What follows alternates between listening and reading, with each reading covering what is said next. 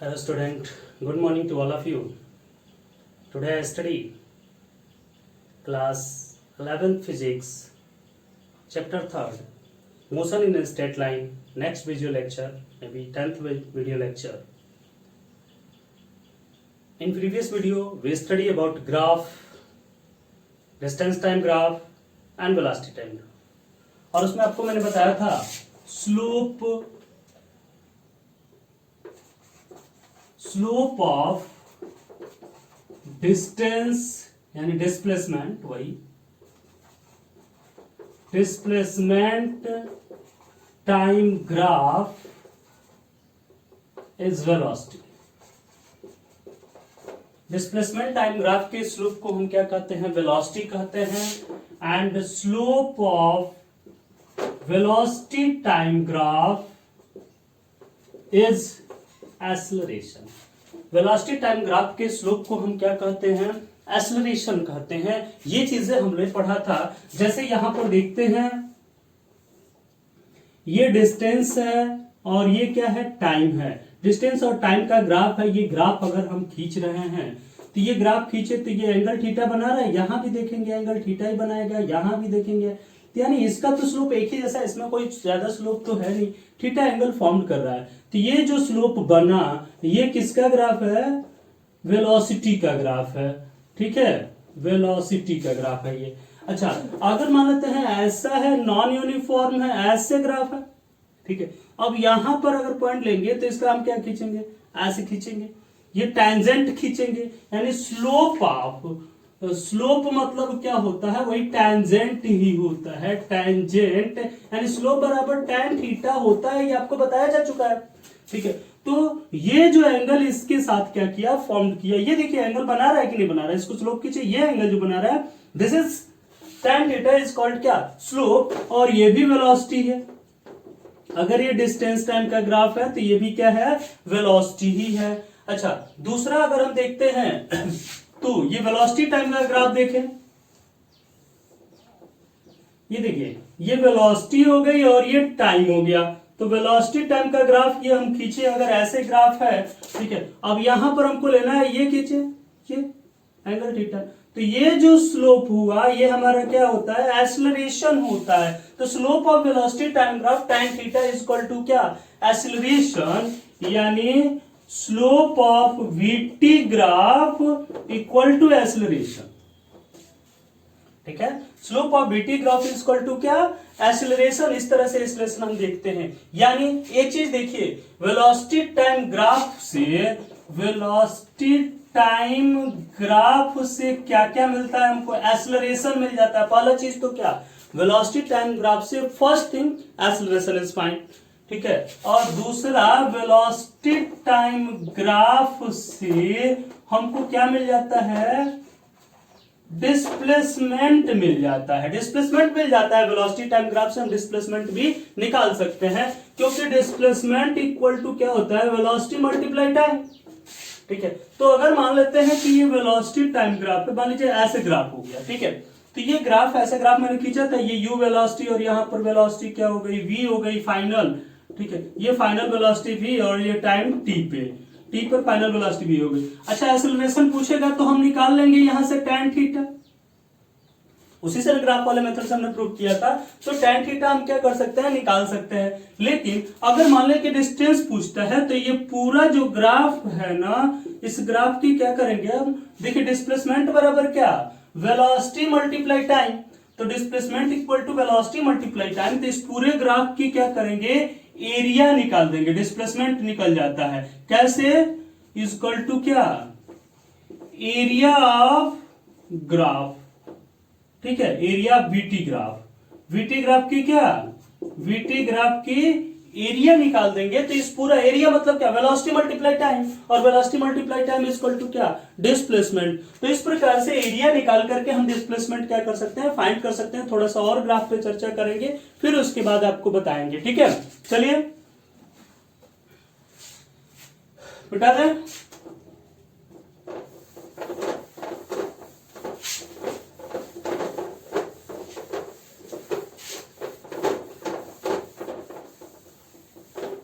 अगर मान लीजिए कि आपको डिस्टेंस टाइम ग्राफ से ही देखना हो, ठीक है, ये देखिए डिस्टेंस टाइम ग्राफ से एक्सेलरेशन देखना है, ये देखिए ये डिस्टेंस है और ये टाइम का ग्राफ है, डिस्टेंस और टाइम का ग्राफ, एक ऐसे और ये डिस्टेंस और ये हो गया क्या टाइम, इसका ग्राफ एक ऐसे, दो तरह से ग्राफ, एक ये भी कॉनकेव ही है, कॉनकेव अपवार्ड, ये क्या कॉनकेव डाउनवर्ड। अच्छा उस दिन मैंने आपको बताया था अगर ऐसे ऐसे टेंजेंट होता है तो वेलोसिटी क्या होगी, पॉजिटिव होगी, यानी एक्सेलरेशन भी जो होगा वो एक्सेलरेशन क्या होगा, पॉजिटिव होगा। लेकिन अगर ऐसे टेंजेंट आ जाता है तो उस कंडीशन में, इस प्रकार का टेंजेंट आ जाता है तो जो एक्सेलरेशन होगा वो क्या होगा, निगेटिव होगा। ये चीजें आपको क्या करनी है, ध्यान देनी है कि ये चीजें निगेटिव होंगी। तो ये देखिए कॉनकेव अपवर्ड है, कॉनकेव क्या हो गया, डाउनवर्ड हो गया। यहां से ये डिस्टेंस टाइम का ग्राफ है, फिर एक्सेलरेशन पूछ रहा है, इस कंडीशन में एक्सेलरेशन क्या होगा और इस कंडीशन में एक्सेलरेशन क्या होगा। तो इस कंडीशन में जो एक्सेलरेशन होगा, अगर कॉनकेव अपवर्ड दिख रहा हो तो एक्सेलरेशन क्या होगा, पॉजिटिव होगा। अगर कॉनकेव डाउनवर्ड दिख रहा हो तो एक्सेलरेशन क्या होगा, निगेटिव होगा। एक्सेलरेशन निगेटिव होगा, किधर भी, बस उसको आपको देखना है कि एंगल कितना फॉर्म्ड हो रहा है उसके साथ, ठीक है। एंगल जितना फॉर्म्ड होगा उसी के अनुसार क्या हो जाता है, ये ग्राफ हो जाता है। जैसे अभी देखिए कोई भी ले लीजिए ग्राफ, ठीक है, मान लीजिए ऐसे ही ग्राफ हो, अब क्या करिए, इसका टेंजेंट इस एक्सिस को कहां पर काट रहा है, इसके टेंजेंट हम लोग यहां पर निकाले, ये डिस्टेंस टाइम ग्राफ, ये देखिए टेंजेंट निकाले, एंगल कितना हो गया भाई, 90 डिग्री से अधिक है कि नहीं है। Angle theta is greater than 90 बताया था ना, और theta is greater than 90 then velocity is क्या, निगेटिव, और एक्सेलरेशन इज निगेटिव। तो v इक्वल टू क्या, निगेटिव हो जाएगा। यहां पे समझ में आ रहा है कि नहीं आ रहा है। तो यहां पर v की वैल्यू हम लोग क्या करेंगे, निगेटिव ले लेंगे, ठीक है।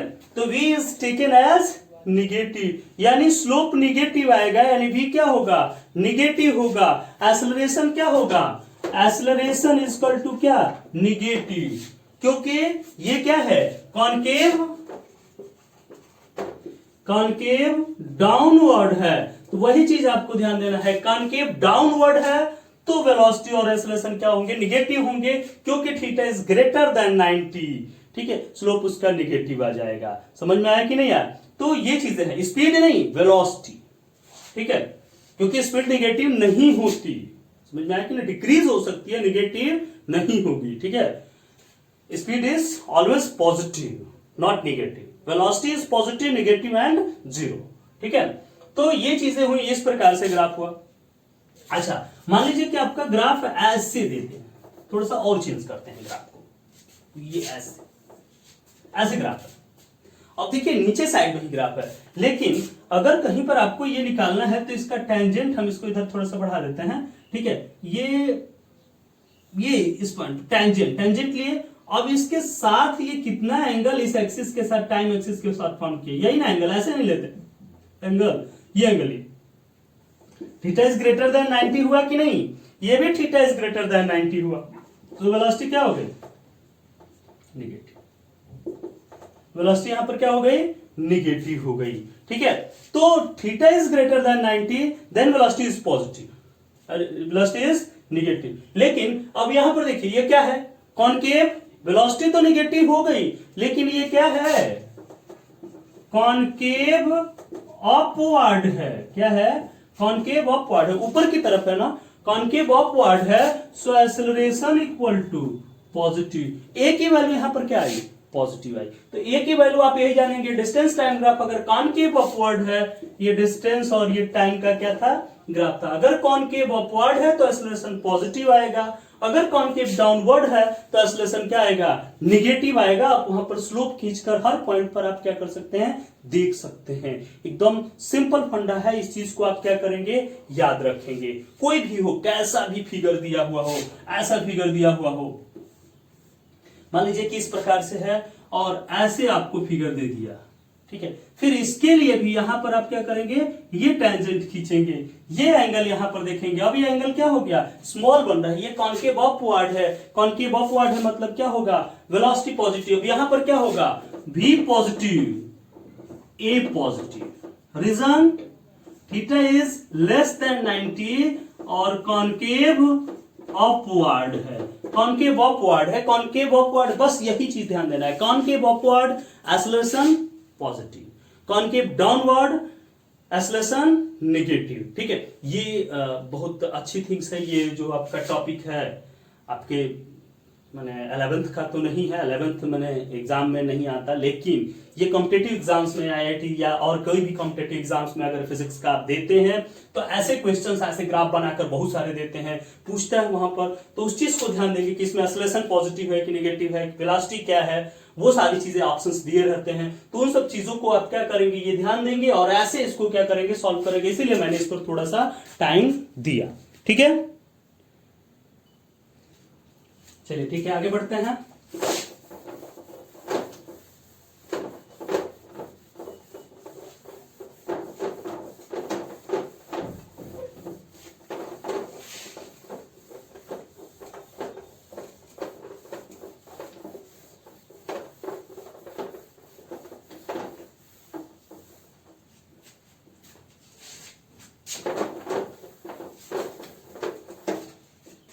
तो ये था, तो इस प्रकार से हम लोगों ने देखा कि ग्राफ, अब देखते हैं मोशन अंडर ग्रेविटी। ग्रेविटी के अंदर मोशन जो सिंपल आप पढ़ते थे वैसे भी कर सकते हैं, या दूसरा कॉन्सेप्ट भी लगा सकते हैं। कॉन्सेप्ट इसका अलग है, लेकिन आपके आसानी के लिए जो कॉन्सेप्ट था वही चीज हम लोग जानते रहते हैं। जैसे आपके तीन इक्वेशंस थे, v equal to u plus a t. दूसरा इक्वेशन आपका आया था, तीन मेथड से इसको हमने प्रूव किया है, s equal to u t plus half a t square. And third method v square is equal to u a square plus 2as। ठीक है, v square is equal to u square plus 2as, ये तीन method से तीन equations थे। अब यहां पर जब अंडर ग्रेविटी हो, अंडर ग्रेविटी मोशन हो, तो ए की वैल्यू क्या होती है भाई, जी होती है। ठीक है, ए की वैल्यू जी होती है या माइनस जी होती है। देखिए कॉन्सेप्ट क्या है, आपके लिए वो सिंपल करके बताया जाता है, लेकिन उस कॉन्सेप्ट को ध्यान दीजिए, वो अलग से देख लीजिए, उससे भी चाहे तो कर सकते हैं, नहीं तो सिंपल वाले से हम लोग करेंगे। ठीक है, ये देखिए, ये देखिए, अगर किसी बॉडी को हम लोग क्या करते हैं, ऊपर की तरफ फेंकते हैं, तो ऊपर की तरफ जा रहा है, तो इधर की तरफ u की वैल्यू क्या होगी, पॉजिटिव होगी, नीचे की तरफ u की वैल्यू क्या होगी, नेगेटिव होगी। ऊपर की तरफ डिस्प्लेसमेंट जो होगा पॉजिटिव होगा, नीचे की तरफ डिस्प्लेसमेंट क्या होगा, नेगेटिव होगा। और ऊपर फेंके चाहे नीचे फेंके, g की वैल्यू हमेशा नीचे लगती है, तो g की वैल्यू हमेशा नेगेटिव लेंगे। ये कॉन्सेप्ट एक है जिससे सभी क्वेश्चंस, ऑल क्वेश्चन इस कॉन्सेप्ट पर हो जाएंगे, ऑल क्वेश्चन। ठीक है, अगर ये कॉन्सेप्ट लगाते हैं तो सभी क्वेश्चन सॉल्व हो जाते हैं एक दो क्वेश्चन में। और दूसरा जो कॉन्सेप्ट है, जो आप 9 से पढ़ते चले आ रहे हैं, ये कॉन्सेप्ट लगाएंगे तो सभी क्वेश्चन सॉल्व हो जाएंगे, कोई बाकी नहीं रहेगा। जी को हमेशा माइनस रखिएगा, यू नीचे आ रहा है, बॉडी अगर नीचे आ रही है तो निगेटिव रखिएगा, ऊपर जा रही है तो पॉजिटिव रखिएगा, एस ऊपर जा रहा है तो पॉजिटिव, नीचे आ रहा है तो निगेटिव। तो ये तो कॉन्सेप्ट हुआ न्यू कॉन्सेप्ट, जो कि सभी क्वेश्चंस के लिए संभव है। लेकिन जनरली हम लोग आसान करने के लिए क्या कहते हैं, ठीक है, इन इजी लैंग्वेज, ठीक है, इन इजी करने के लिए हम कह देते हैं ना कि अपवर्ड है, अपवर्ड है। अगर बॉडी को ऊपर फेंक रहे हैं तो a इक्वल टू माइनस जी, उस समय g को हम क्या ले लेते हैं, माइनस जी टेकन कर लेते हैं। और अगर डाउनवर्ड है तो a की वैल्यू को प्लस जी लेते हैं। और g की वैल्यू आप जानते ही हैं, g बराबर क्या, 9.8 मीटर पर सेकेंड स्क्वायर या 10 मीटर पर सेकेंड स्क्वायर। कभी कभी 10 लिया जाता है क्वेश्चन में आसानी के लिए। ठीक है, तो कहीं कहीं उसकी वैल्यू 10 होती है, या आपको ग्रेविटेशन में पढ़ाएंगे कि जी की वैल्यू हमेशा क्या करती है, वेरीज करती है, चेंज होती रहती है। ठीक है, तो ये चीजें हम लोग लेते हैं। तो या तो इस कॉन्सेप्ट को फॉलो करो, इस पर भी सारे क्वेश्चंस हो जाएंगे। एक आध नहीं होते हैं तो इसको हम लोग क्या करते हैं, लगा लेते हैं कि नीचे आ रहा है तो निगेटिव होगा। तो वो कॉन्सेप्ट आप जानिए कि नीचे अगर बॉडी आ रही, फेंक रहे हैं फिर नीचे आ रही है बॉडी, तो उस समय डिस्प्लेसमेंट जीरो, क्या कहते हैं ये वेलोसिटी जीरो, उस कॉन्सेप्ट को हम लोग क्या कर सकते हैं, यूज कर सकते हैं। लेकिन इन जनरल केस ये भी हम लोग यूज करते रहते हैं, क्योंकि 9th से यही यूज करते आ रहे हैं हम लोग। A equal to minus g, upward होगा तो माइनस जी, डाउनवर्ड होगा तो प्लस जी। तो ये कॉन्सेप्ट अगर थोड़ा सा चेंज किया जाएगा तो आपको दिक्कत होगी, तो इसी पर आप क्वेश्चंस करिए, कहीं कहीं ये लगा सकते हैं जहां पर इससे सॉल्व नहीं हो पा रहा है, क्योंकि नीचे आती है बॉडी तो उस समय माइनस यू लेना पड़ता है, ठीक है, या माइनस डिस्प्लेसमेंट माइनस, क्योंकि आप जानते हैं अगर एक फिक्स पोजीशन जब दे दिया, एक फिक्स पोजीशन, जैसे अर्थ के सरफेस से है, अर्थ के सरफेस के नीचे अब डिस्टेंस दे, आप यहां पर खड़े हैं, इसके नीचे अब हो गया डिस्टेंस, तो फिर वो क्या होगा, टेकन एज नेगेटिव, यानी वो फ्रेम ऑफ रेफरेंस जो होता है उसके नीचे जब आते हैं, यहां से इसको अगर फ्रेम ऑफ रेफरेंस हम मान लेते हैं, इसके नीचे अगर ऐसा मोशन होता है तो फिर आपको नेगेटिव डिस्टेंस लेनी पड़ेगी, ठीक है। तो ये चीजें हैं और इस प्रकार से हम लोग क्या कर सकते हैं, करते हैं क्वेश्चंस को, तो ये चीजें ध्यान रहेगा। यानी अब याद करने की जरूरत नहीं कि v equal to u plus g t हो जाएगा, ठीक है, s के जगह पर h ले लेंगे, हाइट h होती है ut plus half G T square हो गया, इसको याद करने की कोई जरूरत नहीं है, बस a के जगह पर g समझिए, s के जगह पर h हाइट, समझ में आया? तो याद जिसको नहीं करना है बस ये एक्सेलरेशन ड्यू टू ग्रेविटी समझिए। अच्छा चलिए इस पर हम एक क्वेश्चन आपको बताते हैं, ये कॉन्सेप्ट याद रखिएगा, ठीक है। जैसे मान लीजिए कि एक बॉडी है, ये body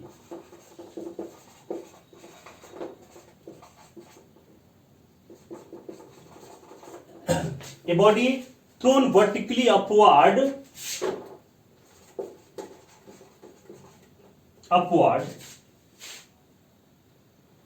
with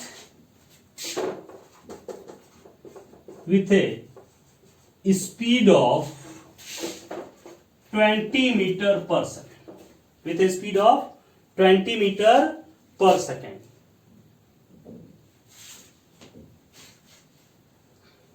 Find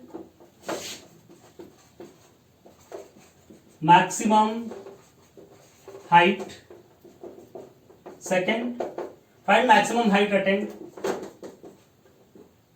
find maximum height attained, और second time taken to reach the ground, time taken to reach the initial position,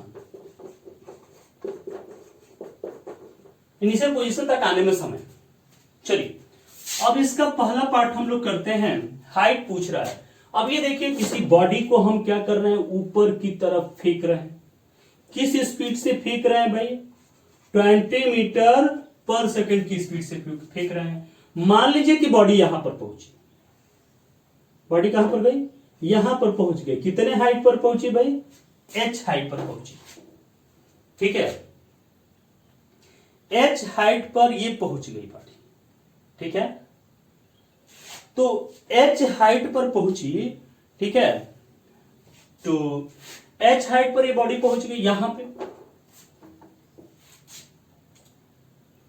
अब यहां पर जाने में कितना समय लगा ये पहले निकाल लेते हैं, और मैक्सिमम हाइट निकालना है, तो मैक्सिमम हाइट निकालना है तो क्या करेंगे, ये देखिए at maximum height v equal to zero, maximum height पर पहुंचने पर बॉडी की वेलोसिटी जीरो हो जाएगी, तभी तो फिर बॉडी नीचे आएगी, कितना ऊपर फेंके बॉडी को फिर नीचे आना ही है, मैक्सिमम हाइट पर स्पीड जीरो हो जाएगी तो फिर क्या होगी, वापस लौट आएगी।